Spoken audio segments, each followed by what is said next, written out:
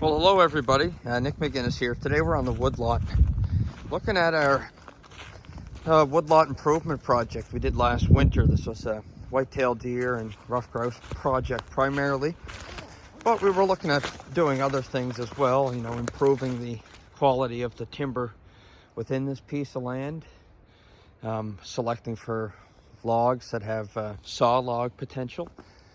And what we did was we cut this strip into the woods about 60 meters, 200 feet or so. And we're working along this ridge line, which I always find is good, especially for deer. They like to travel on either side of the saddle of these slopes. So it makes a good spot for hunting, and it provides some topographical features that provide some cover and some comfort for the deer. And as you can see, some of these hardwoods that we cut last year sprouted out into 10 to 15 suckers per stump. So those are all stems. And one of the important metrics that rough grouse biologists often look for in terms of assessing habitat quality is the density of stems. So that's the stems of trees. And as you can imagine, as the forest matures, more of these smaller trees get choked out and they die.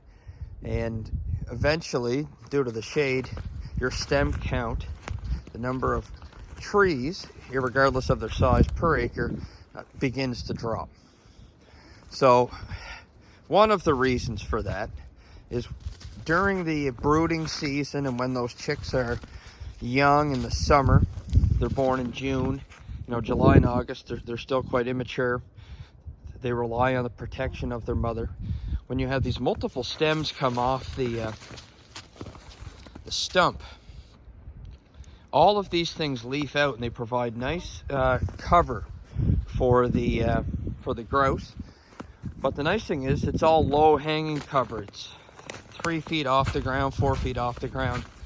So all of the trees that you've left behind, they aren't affected. So they're getting lots of nice sunlight, and the leaves are causing some ground cover. And yeah, it's a really good, it prevents other plants from establishing and kind of just keeps what's there. So it's a really beneficial process. Now, one of the things we did, I wanted to leave a nice wind strip. So I left a lot of this kind of junk, you could call it. I don't like to call any forest junk, but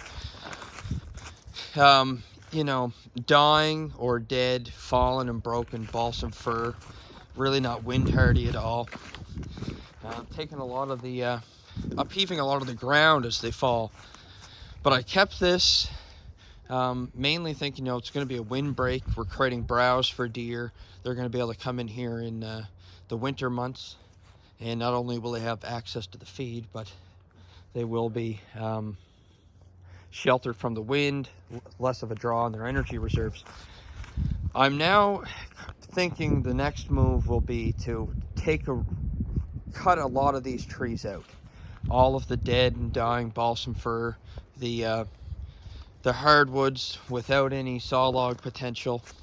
I'm gonna try and keep, there's one ironwood, we're gonna keep that, and there's one red maple, we're gonna keep that. So we're gonna cut out one of those crooked yellow birch, use that for firewood, get rid of these balsam fir. And the reason I've decided to do this is it provided one function as a screen, but I think the more important function, now that we're a year out for this, is not so much protection from the elements, but the sun is rising in this direction early in the morning, and then it's slowly getting over here. So all morning, this shelter belt, if you will, is blocking the sunlight from down below and in behind. So I think what we're going to do is just look at the bigger context of this piece of ground and realize that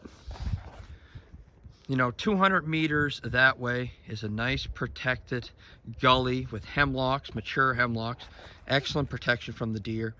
This ridge we've cut on the other side of it, that's going to be blocked from the prevailing wind. And this cover out here is going to have a little more exposure, but we're making the judgment call here that the increase in food versus the slight reduction in shelter for these animals is going to pay off to the positive, and it's going to have a net benefit to the productivity for our game species, and I think it's actually going to look a lot more aesthetically pleasing. So this is the project we've identified, first habitat project on the woodlot for the winter. And if you want to see how this develops, please hit the subscribe button. We're going to kind of take this step by step with a series of videos. So thanks for watching. Take care.